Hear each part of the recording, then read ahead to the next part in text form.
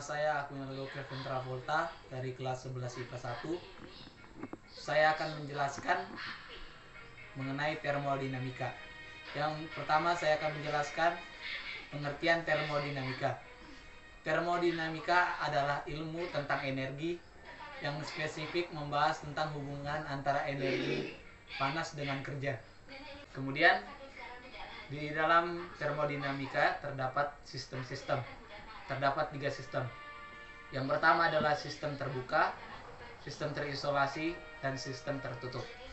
Saya akan menjelaskan sistem-sistem tersebut. Yang pertama, sistem tertutup. Sistem tertutup terjadi pertukaran energi dalam kurung panas dan kerja, tetapi tidak terjadi pertukaran benda dengan lingkungannya. Kalau sistem terisolasi, tidak terjadi pertukaran energi, benda, atau kerja dengan lingkungannya. Kemudian sistem terbuka terjadi pertukaran energi dalam kurung panas dan kerja, dan terjadi pertukaran kerja dengan lingkungannya. Ke prinsip-prinsip termodinamika. Digambar adalah prinsip-prinsip termodinamika. Kemudian kita masuk ke hukum termodinamika. Dalam hukum termodinamika terdapat 4 hukum. Kita masuk ke hukum pertama, yaitu hukum termodinamika ke-0. Hukum termodinamika ke-0 menjelaskan kesetimbangan teman berlaku universal.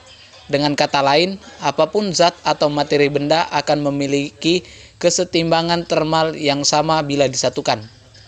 Bunyi hukum termodinamika ke-0: jika 2 sistem berada dalam kesetimbangan termal dengan sistem ketiga, maka mereka dalam kesetimbangan termal satu sama lain. Contohnya adalah memasak air. Kemudian kita masuk ke hukum termodinamika pertama. Hukum pertama termodinamika adalah suatu persamaan kekekalan energi yang melibatkan variabel kalor, usaha, dan perubahan energi. Bunyi dari hukum termodinamika pertama: energi tidak dapat diciptakan ataupun dimusnahkan, melainkan hanya diubah bentuk. Contohnya termos air. Rumusnya seperti yang digambar, Q sama dengan W besar T delta U.